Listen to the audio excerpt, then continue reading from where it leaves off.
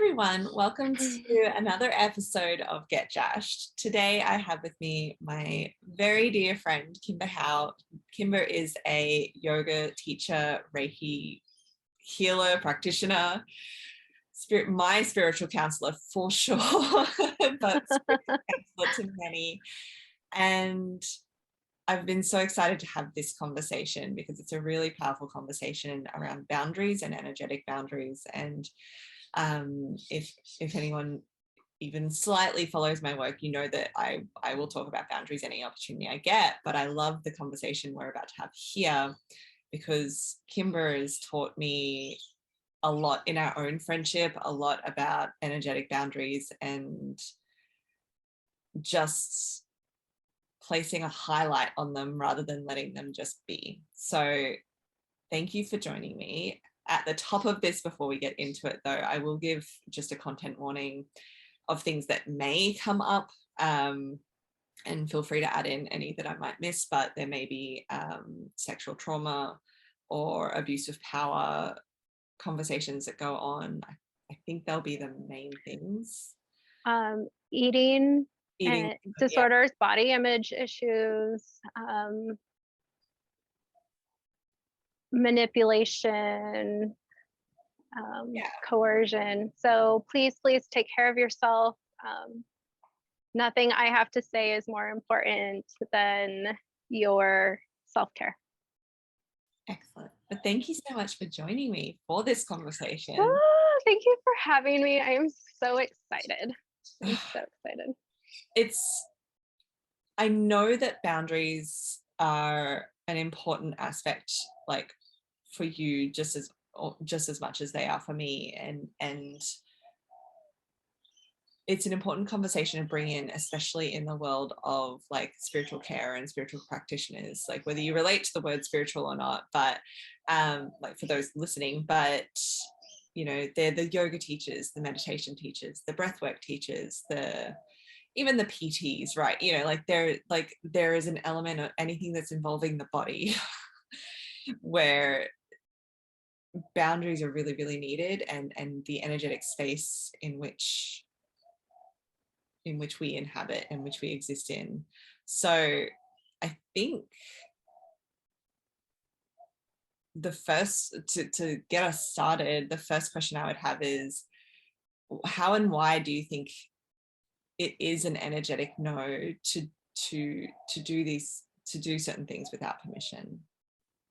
Well, yeah, like boundary work comes into play in any relationship, right? It comes into play with family, with friends, with your partners and lovers, with your energetic or spiritual leaders. It comes into your religious practices as well. You know, if you're not spiritual, open spiritually and you're specific in your religion, that also comes into play, because anything that has to do with the impact on you requires some sort of boundary. And when I speak of boundaries, I speak of like the rules of the game, right? We've all played board games, we've all played video games, we've all played some sort of sport or game within our lifetime. And when you have multiple players in a game, there are the rules of contact, right? I see boundary work exactly the same. So these are the rules of the game if you want to be involved in my life. So boundary work to me started coming into play by kind of processing and healing from my childhood traumas. I was raised in a very controlled environment. Trigger warning, semi-cultish practices, in the church I grew up in. So if you need to fast forward to like another point in time or take a break and stop listening. I was raised in a very fundamental Christian household where our value was as girls and women was placed in our chastity, in our body image, in the way we conducted ourselves, in the clothing that we wore or didn't wear. everything was judged. Mm. Meld in my dance experience, being trained as a ballet dancer. Again, body image, controlling environment, so I was pressure cooked as a youngling to be hyper aware of what I was doing, how I was doing it, what I was wearing, what my body looked like, what my demeanor looked like, right? How many times have you been told to smile or not to cry, or all those things, Too that many. come up naturally. So being so controlled and not having that, not feeling like I had a choice in what I did or who I was or what I wanted to be. It was, this is what you're going to do. Here you go. Like, here's the pamphlet. And it caused a lot of trauma. I was also, like, in this environment, I was molested from a super young age. The earliest I think I can remember is possibly 3 or 4, up until I was sexually assaulted at age 13. So I was always taught that my body is not my own. My body was either a temple, right? My body was for my future husband. My body was for the person who decided to take my power. My body was for my art. So it was never really my own. And the only thing that was my own really was my words. And I would really express that to my mom and my dad. We all have those really hard, teenage years where you just kind of just let it all out, and it's just, this is who I am, this is what I'm going to be, and everything else and everyone else can just fuck off, right? So after my sexual traumas, I lost it, and it was all about self-expression and how much I can do. A trigger warning, drug abuse and alcohol abuse. So I went from this highly controlled, submissive, listening, to everything that I was told, really being steeped and indoctrinated into those traumas and those stories. And then moving into, fuck it, I'm doomed, right? Because I'm no longer pure and lost my value. I am no longer controllable, and I don't care anymore, in quotes, because honestly, anyone who says I don't care really does care. So don't let anyone fool you. It's not the truth. So after, kind of sowing that and really getting out what I needed to get out to get to a point where I can finally not rely on my parents for my needs, my basic self needs of shelter, food, clothing, financial stability. As soon as I could move out, I was like, I'm out.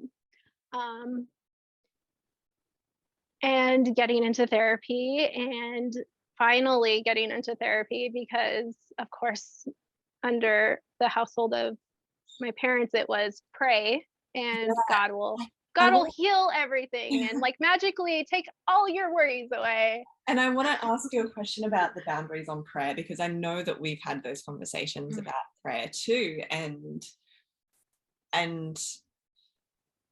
I like this conversation about it because explain to me, or explain to us, your boundaries on prayer, because just so people understand, because prayer is seen to be as like as a giving thing, right? As a, oh, I'll pray for you, or I'll, you know, like thoughts and prayers, and you know, like and while generally speaking, like it is with, you know, especially across social media with the multiple disasters that continually happen, it is given with the best of intentions, right? But I want to dive into the nuances of like the boundaries on prayer that you speak. Yeah. Well, prayer to me is just another spiritual tool, right? And I read tarot cards and oracle cards, and I do use Reiki, and I do meditate, and I do pray. And when it comes to those things, I don't do those things without permission, right? Because not everybody is open to that impact. So if you pray for someone without asking, hey, is it okay if I pray for you? There could be a conversation around, well, what are you going to pray for me? Because if it's something that isn't in alignment with what you're trying to do, that creates resistance. And then it's harder for things to line up for you. I injured myself and I needed surgery to repair my quad muscle. I tore my quad muscle off of my hip bone, and it needed to be repaired. Yes. Okay. So let's just like rub that out a little bit. Yeah. Like I've known about this injury, but that's physical trauma, right? We all have some physical traumas. Like some are harsher than others. It doesn't make it any more or less. That's something, another little something I'd like to put out there. No matter what stories you hear from anybody, right? Everybody's experiences are very different and, you know, different degrees. Just because your injury or experience may be less, it may feel lesser than someone else's, doesn't mean it wasn't hard and it wasn't a difficult, challenging situation for you to overcome. So please, please, please never compare traumas. Like, don't compare traumas. No your trauma here. Yeah. Like no comparison. Comparison is what robs us of joy. So like, just take a deep breath. Let your trauma be whatever it is. No comparison. So I had to have this surgery, and you know, I'm a well-known person in my community, and you know, obviously I have a broad reach with family. Being a Latina, I have a big family. Like, it's kind of a myth. It's kind of a stereotype, but like, it's only funny because it's true. So of course, like, I heard so many messages, so many DMs, so many people coming up to me, I'll pray for you, I'll pray for you, I'll pray for you. And I say, please don't pray for me. Because one, I don't know who God you answer to. Two, I don't know what you're saying and what you're going to pray for me, because it may be misaligned with my intentions. And I had very specific wording for my surgery. It was, and I'm paraphrasing now because I don't have it right in front of me, but it was, I join alignment with Kimber in her surgery to recover wholly and fully. Like, I mean, that's like the bare bones of it. Yeah. But it was so simple, and the wording was just like exactly what I wanted. And everyone I sent it to in my community, in my yoga community, all my students, all my friends here, everything, they were like, okay, cool, no problem. And they all come from different backgrounds. I have all different religions, all different backgrounds, all different practices in my studio space, because that's what I have created. Yoga isn't a specific religion, right? It enhances your beliefs if you kind of pull what you need from it, rather than, oh, I don't agree with that. I don't agree with that. I don't agree with that. Rather than letting it be dogmatic, you get, like, yoga is that enhancement of your experience. Yeah, I agree. So they accepted it just fine. Where I got pushback was from my family. Yeah. right? Because they're still indoctrinated. I'm the only one who has decided to do something different with my life and with my family. And I come under a lot of scrutiny because of that. So of course, right? I text them the same thing and they're like, well, I'm going to pray for you however I want because that's my choice. Mhm. So then it's like, what I hear in it though, and I think this is the crux of the issue as such, right, is that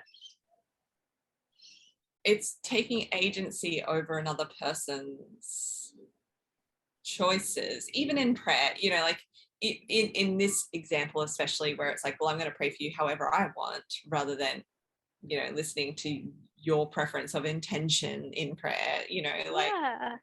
it's And mm, because I am different. Oh, hello. Okay. Sorry.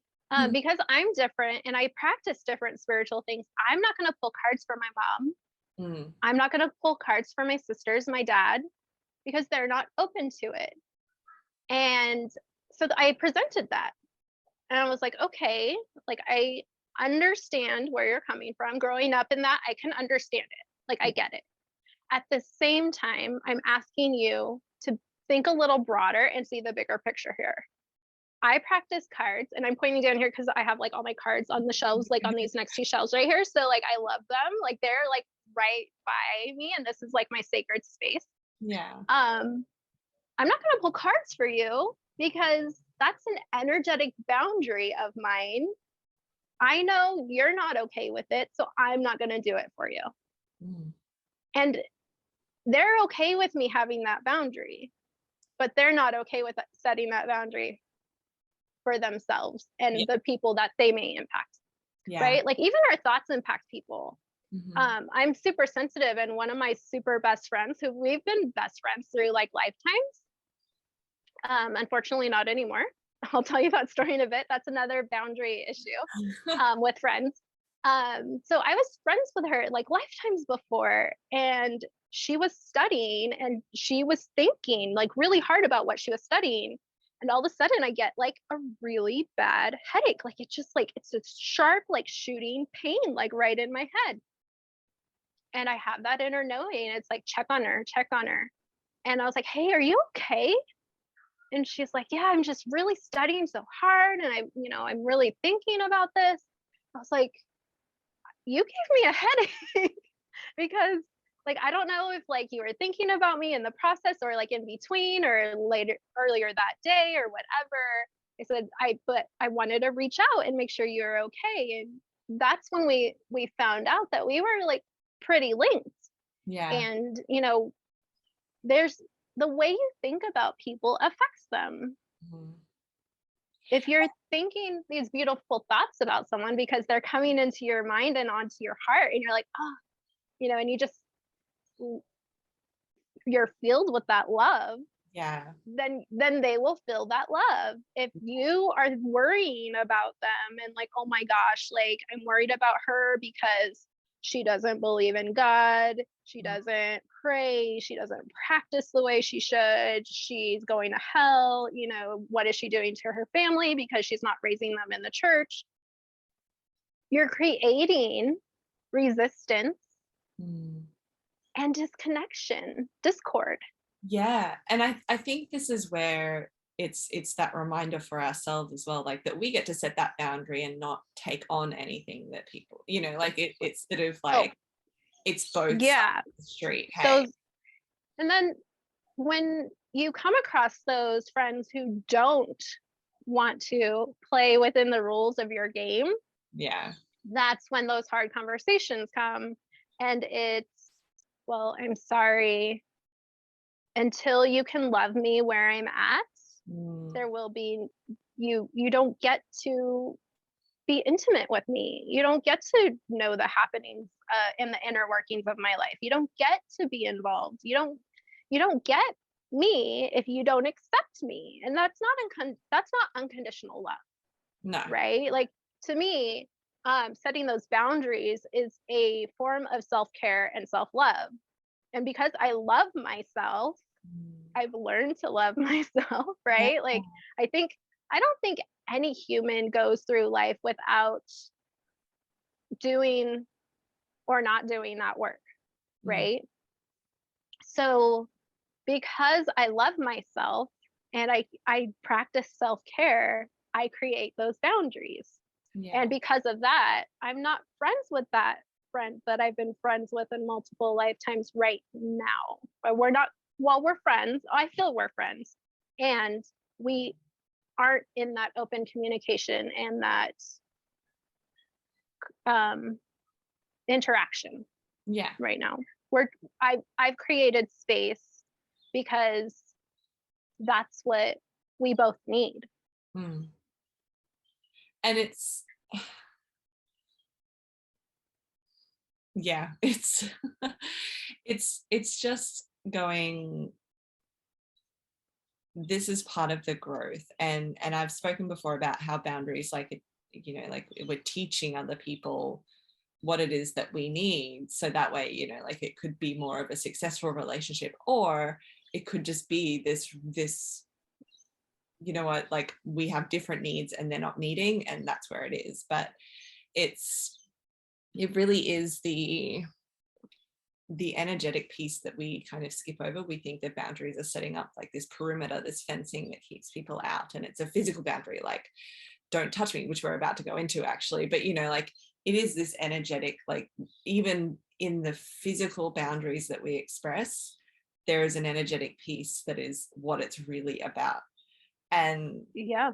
you know, like we're both yoga teachers, we both teach yoga and meditation and breath work and all of that. And there's a lot of problematic, there are a lot of problematic things in in the yoga world and in yoga schools. And I have for a long time taught my students, like, or people who come to my classes, that, you know, like you have agency over this, like you get to choose, like I'm not going to just go around and give hands-on adjustments or hands-on assists or anything like that without checking in. Like we were speaking before, I have little consent chips, one just says yes or no, and that way they don't even need to put their hand up. But in teacher trainings, for example, we're kind of taught, like generally speaking, I know we both were kind of taught, like, you know, make sure that you know, share the love around and everything like that. But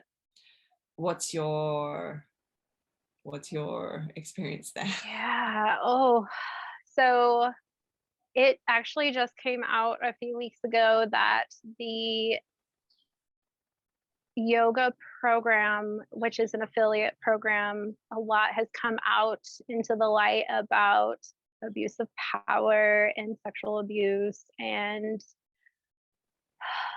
manipulation and very culty, very intentionally harmful things have been done within the program. I actually feel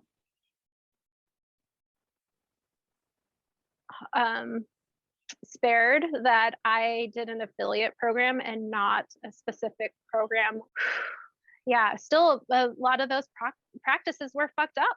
Yeah, but like in general, well, not just in general, but what's your advice or suggestions for people when Oh, yes. programs, whether it's Okay. yoga or So, coaching or meditation or anything? Because I think these are the really important things to look out for and to get people to ask questions about, rather than just following blindly into the hype of it all. Because I think that's what's happened in a lot of these examples, right? Like we saw it yes. with Bikram, we saw it with like all of these. Osho, we Yeah. saw it. Yes, there are problematic yoga practitioners and practices out there. So it may be a learned practice or it may be intentional. Yet, when someone brings up a problem or when people say this is what's happening, that's when you're supposed to look and see what your part in that was, right? Not to be like, oh, well, that's your experience or that didn't happen, or dismissing it like there's no problem. Yeah. right? And that's not to say that people did not have good experiences, and that's okay too. And it's not okay for them to say, well, because I had a good experience, that didn't happen, Yeah. right? This and that can be true at the same time. I know we both believe that and we both practice that. So as a spiritual teacher, leader, yoga teacher, um, it is very important to come from a trauma-informed place. Unfortunately, a lot of us have experienced trauma, so we know what that is. Mm. If you don't know what that is, take a course, Yeah. become educated, have conversations with people who have, and say, hey, like, is there anything I can do differently to make you feel safe in this space? Mm. That's always been an intention of mine, is to create a safe space, because I've had such little safe spaces. I get to create that now for others. I create that for my darling husband and our 4 children. I create that for my students. I create that for, and I teach from age like 6 months old to like the 90s, because all of my programs have been through passions that I love. So I've taught dance classes, I teach swim classes, I teach fitness classes, I teach yoga classes, because health and wellness and the mind body connection is very important to me. And so I create that safe space no matter what course I do. Now, as a student, as a practitioner, as someone who's taking classes or workshops or yoga teacher trainings or any other trainings, and this goes for anything in life, no, not just yoga, not just fitness, anything. Again, these boundaries are for people, because you interact with people. Yeah.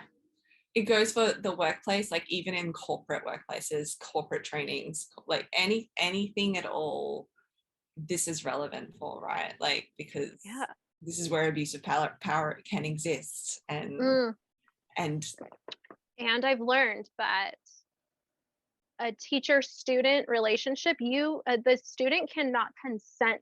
The student cannot give consent, as we use the word consent. Because that relationship is already offset and there's no equality there. It's always going to be someone who's under you or someone who's over you. So that is not consent.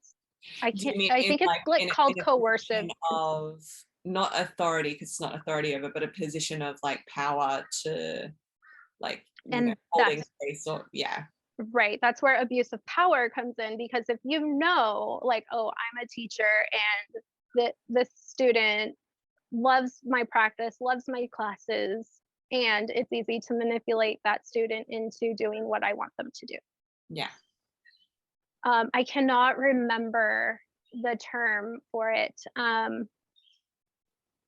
I'll have like a link in the show notes to the podcast that I've been listening to after we go over kind of like what to do. Yeah. So being in your body is the first step, because if you're not in your body, you're not going to feel, right? And because a lot of us, I know I'll speak for myself, because I was trained to not be in my body and that my body wasn't mine, it was easy for me to fall into these harmful practices because I was already cultivated to be in cults. Yeah. But the ability to not be in the body is also a dissociative thing, which is a trauma thing. Yeah, it's like, okay, if they're going to hurt me, I'll go out of my body so I don't have to feel what they're doing to me. And I don't have to be responsible for those feelings. But our body keeps the score. Our body knows, and you're always going to have that. It's going to come up, and that until you start to deal with it and clean it out and take care of it and hold it and notice it. So being in your body is very important. So practicing those embodiment work, somatic work, breath work, anything that helps to ground you into your body. And then next is like the gut feelings, your intuition, those inner knowings, whatever you want to call them. And I know we call them like multiple things depending on whatever conversation or what we're feeling that day. So those gut feelings, those red flags that go, I don't know about this. I'm not quite comfortable with it, but everyone else in the room is going along with it. So I guess it's okay because no one's speaking up. Yeah. And this is another point too that I know we've spoken about. It's like when something doesn't feel right, or when someone tells you that like what you should be feeling, when it's different to what you're actually feeling or what you're not sure of, ask questions. Yeah. Ask questions. And if they can give you an answer to your question, that's a big sign to like, that's not the program for you. Yeah. So we had questionable practices of writing down our traumas and sharing them, which just re-traumatizes you all over again. So this form of practice is not, and I'm sorry, whoever names yoga after themselves, like that should be red flag number one. Like yoga is an ancient tradition, and if you're going to slap a style together, like a sequence of poses together and call it yours, as a white man, I feel that that's problematic, right? Cultural appreciation, right? Appropriation. There we go. Thank you. So yeah, those flags, those red flags, even yellow flags, right? Like I'm learning a lot with my injury and my recovery process. Yellow flags are important. So you don't have to get all the way up to a red flag. Like red flags are like, holy shit, something's wrong here, right? Yeah. And it's even like going back to the re-traumatizing bit as well. Like if you don't want to share, for example, it is always your choice not to share. Yeah, but not in a program that tells you. But if you're not being given a choice, that's the question time. That's the hey, hang on. Yeah. So if you are signing up for a program and it says uses jargony language, constantly we were told, to be a yes, to be committed to the process, to trust the process, which isn't inherently harmful on its own. When it's paired with these harmful practices of non-trauma informed practices, it can be an issue. So as a student, as a practitioner, as someone who will be taking other forms of study, as you learn, checking in with your body, checking in with your feelings, checking in with those gut feelings and your intuition. Anytime you feel something is not right, ask questions. Talk to other people in the space. And you may be told it is not okay to gossip. It's not okay to create drama. It's not okay to talk amongst yourselves. It is okay. No one gets to tell you it's not okay to do something if it's okay to you, right? So creating those boundaries again, right? No one gets to dictate how I feel, who I talk to, what I do, what I eat. And I think something that's coming up as you say that as well is the trust piece is like sometimes, and I know I feel this sometimes, is like we feel like we should automatically trust people. So like if we ask questions, we're like, oh, I mean, I trust you. Like, I'm just being difficult. I know, like, like it's like, oh, I know I should trust you. So it's almost like this pre-guilt that we put on ourselves of, oh, but I should trust them already. So I shouldn't. Yeah, like I'm paying all this money. This is the program I signed up for. I said I was going to do this, so I need to do this. Right? And no one gets trust blindly. Like you don't just automatically trust somebody. Trust is built through those layers of interactions and conversations and boundaries, and then the trust is built, right? Layer by layer. So if you're going into a program and you have no idea who the people are and you're just getting to know them, there shouldn't be trust there. Yeah, and it's not that there's like a distrust either, because notice that like trust is a spectrum too. Like there's distrust, which is the opposite, is like I do not trust you. Like I actively Yeah, no, against you. But it's healthy just, skepticism, yeah, right? And this is what I'm teaching my kids because I don't want them to fall prey to these systems that are already created, right? And if we just had like some sort of manual, like not even a manual, just like some sort of outline, like, hey, if a person tells you that they are the be all end all of all the information and they're the only ones who can give you this spiritual awakening,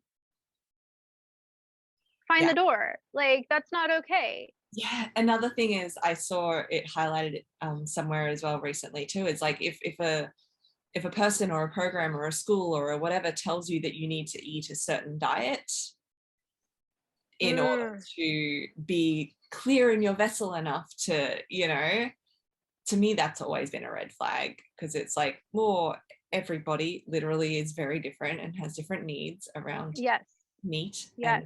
non-meat and anything like that, and it's just, Anything else, yeah, anything else, right?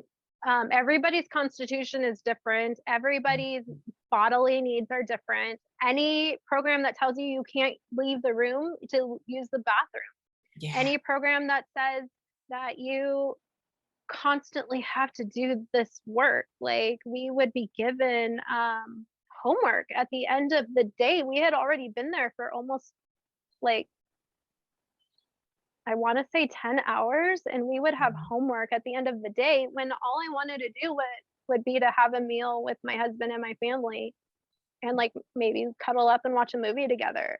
You know, yoga trainings are so intense on your body, on your mind, on your vessel yeah, that you need that time to integrate, to relax, to rest, right? Dynamic action requires dynamic rest. You need that balance.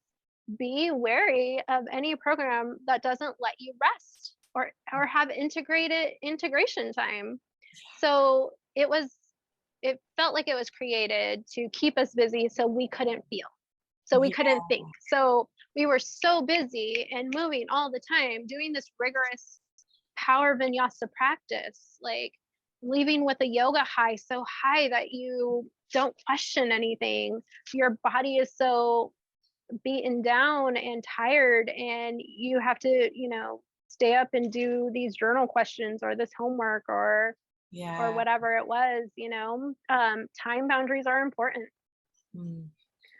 That's another boundary that I feel is overlooked. We, especially I think as women and mothers, we give so much of our time and we aren't given back for that. Time, time is like a number, it's a resource, right? Just like money, just like food, just like our clothing, just like anything else that we consume, it's a resource. And we get to choose what we do with our time. Yeah. Oh, that reminds me of so I told my spirit guides, and so I have like spirits come and visit me, and they impart wisdom, or they want me to send messages to people or help them in some way. And I created boundaries because it felt like every time someone wanted to visit me, it was during the time that I was sleeping, and I was like, fuck that. Okay, sleep. If you are in like my inner circle, and it's like a lowercase o, if you are in my inner circle, sorry, energy budgets and boundaries are huge with me. And because people have been just way out in left, this is left, way out in left field, whichever left is for you. I've created like cutthroat boundaries. So Mm. time is a boundary for me. I used to have a not good work-life balance, and that goes into my spiritual work as well. And I told my spirit guides, I told all the spirits who want to work with me, you do not bother me during my sleep time. That is, I am not open for business Mm. while I am sleeping. You can visit me in my dreams. Like dream work is amazing and I love it. You can visit me in my dreams, but you're not allowed to wake me up. That is not your time. It's my time. I need that to recharge so I can help you. So Yeah. you're going to honor that, or you can go work with someone else. That's Yeah. fine. I'm okay with that. So that was funny about that time, because I'm like, oh, hell no. And my kids know too. Like, if they need me, like, of course, if they have a nightmare, if they're like throwing up in the middle of the night, if they, are sick, whatever, they know, they wake me up. But if I'm sleeping and taking a nap, they'll come in and just lay with me. Aw. And if I wake up and they're there, we'll sit and chat. And if I don't wake up and they get bored, they leave the room. It's not a big deal. They know. I had to set that boundary with food, Mm. because as a mom, every time I would sit down to eat, and of course I would eat after they were fed, after, all their stuff was done, because I would constantly be doing things, I would sit down to eat and they would need something, and I would get up from the table to go help them, and I would forget to eat. Or I'd come back and my food would be cold, and then I'm depleted for the rest of the time that I need energy. Yeah. And do you find that like setting those boundaries, you taught your family like what you needed for them to be able to respect it? Like, Yeah. So people are gonna love you the mm, way you tell them to love you, the way you show them to love you. So if you're constantly available to people, they're just gonna assume that it's okay. And yeah. that you may be okay with that. And that's okay. Like, there's no problem with that. If you're in alignment with that, that's awesome. I Mm, can't do that. I give so much that when I need to sit down and eat, or when I need to sleep, you don't, I'm not getting up until that's done. yeah. So I had to create those boundaries, and I would tell them, mommy's going to eat. And as soon as I'm done eating, we're going to watercolor. Or Yeah. as soon as I'm done eating, I will help you with picking up your toys, or Yeah. whatever they needed help with, It's like right? mum has needs too, and she gets to have them met. Yeah. But then that shows them Mm. that when they have a need, they can say, mommy, I need to go to sleep right now. I need to take a nap. Mm-hmm. And okay, honestly, my youngest does not ask to take a nap. She'll put herself down, and then I'll be like, where did she go? I haven't seen her in a few minutes. And I go looking around for her, and she put herself to bed. And she started doing that when she was like 2. Like, as soon as she had her toddler bed and she could just get in there, she's Yeah. like, oh, I'm tired, bedtime, like, I'm gonna go take a nap. You're right. And that's how she regulates herself. Like, she'll rage nap sometimes It's when there's, self-regulation. Wow. yeah. So like when things are too much, when she's sad, like, there's times where I'll tell her no, and she's like raging. She's so mad at me. She can't even talk to me. She can't look at me.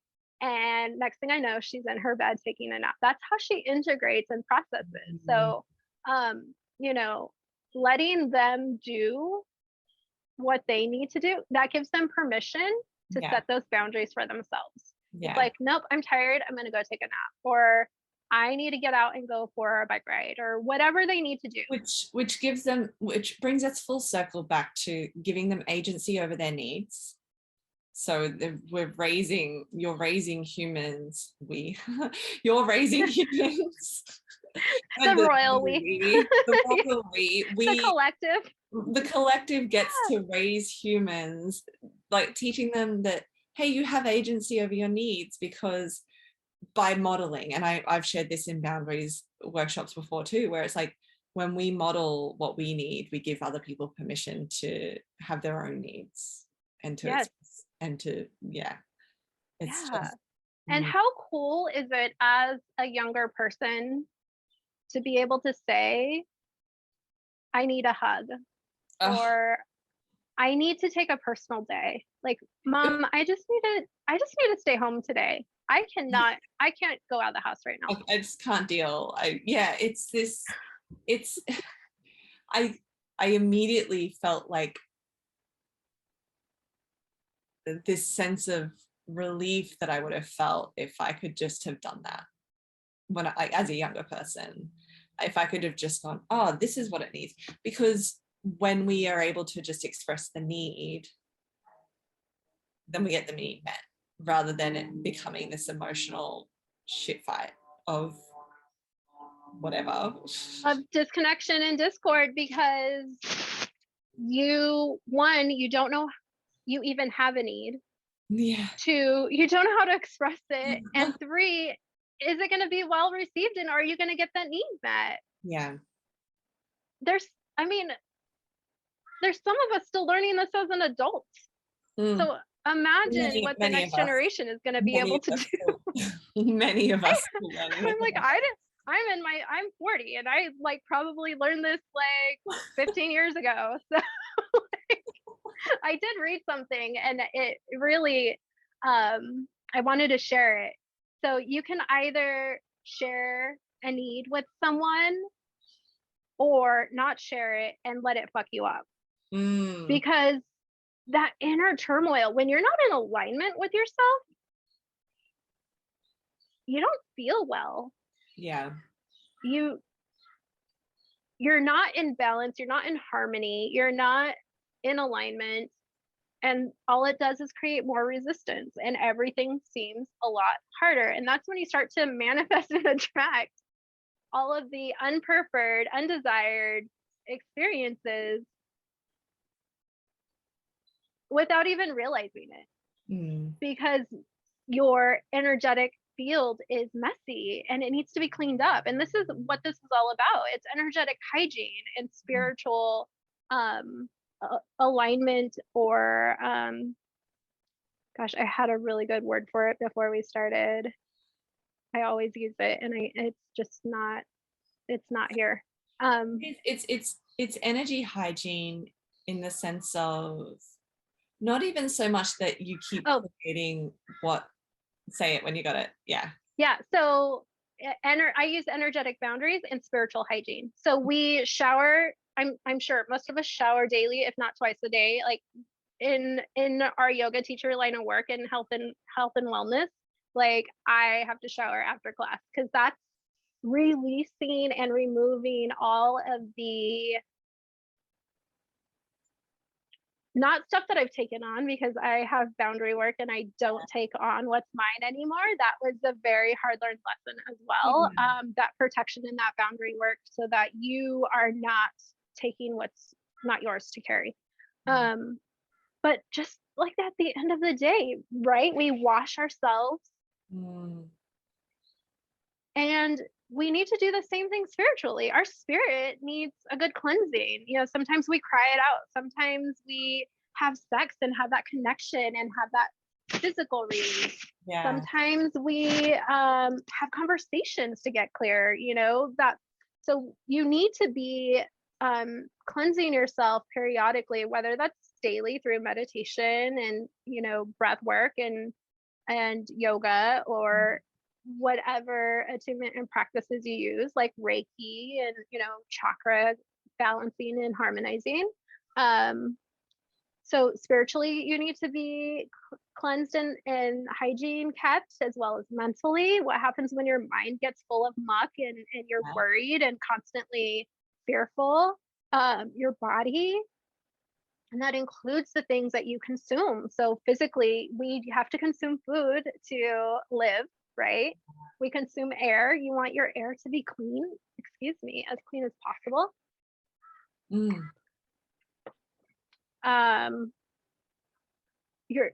What you're taking in with your eyes, the shows you're watching, the things you're reading, the books, your social media, whatever.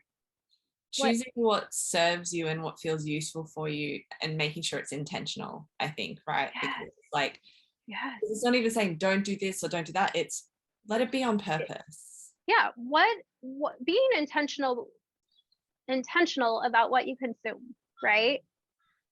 And being mindful. Am I in alignment with sharing my body with this person?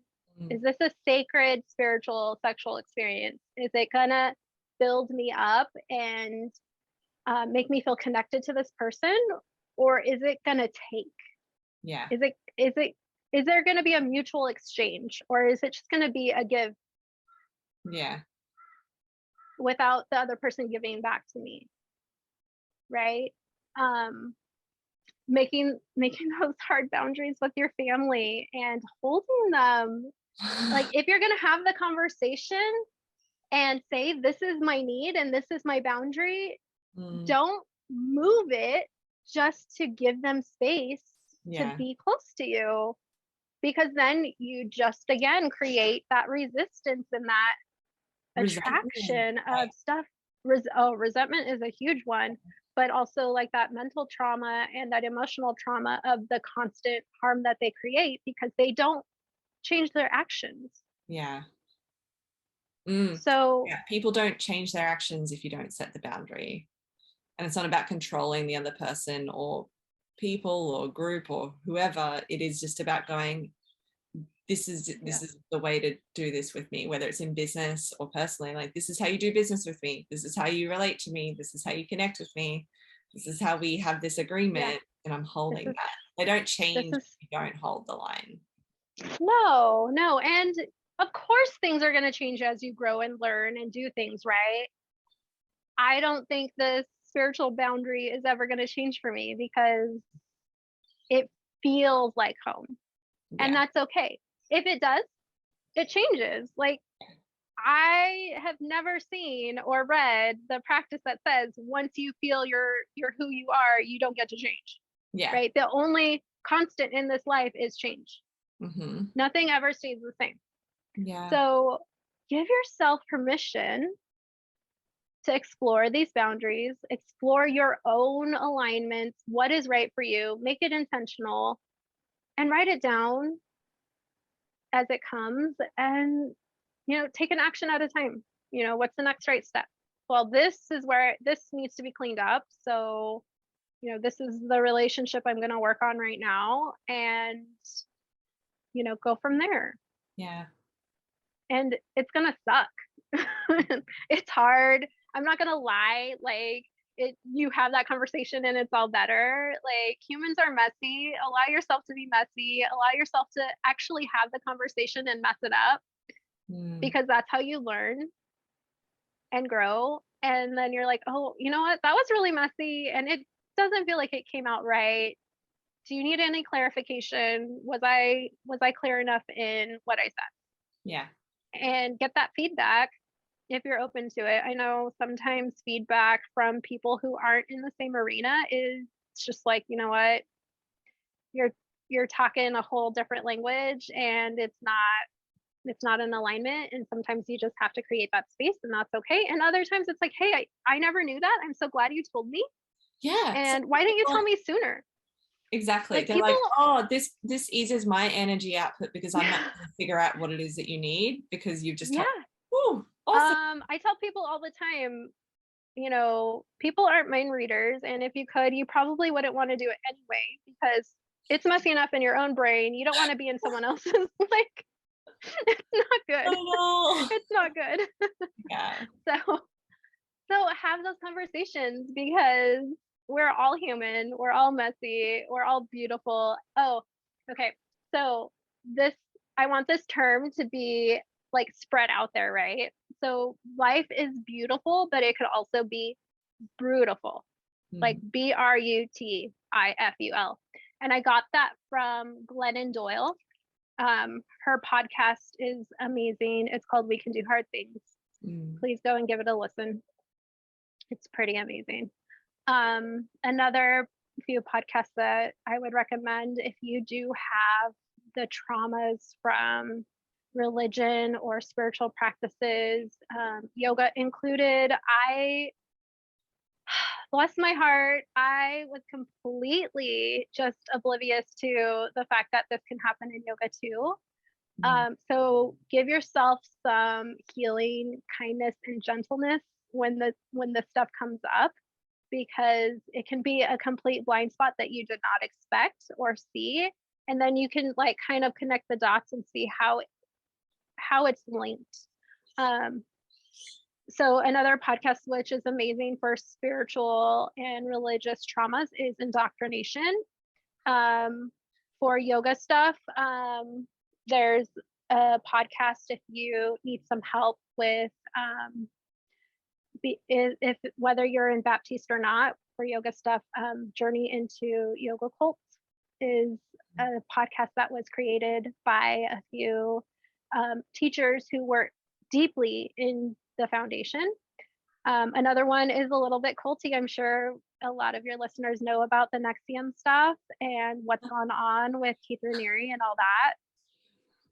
So there is no shortage of people out there manipulating others for their gain, whether it's a family member, a friend, a teacher, anyone else in your life.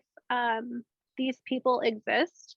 And the more we know, the more we can teach others, the more education that's out there, the better we're going to be as humans and as a collective.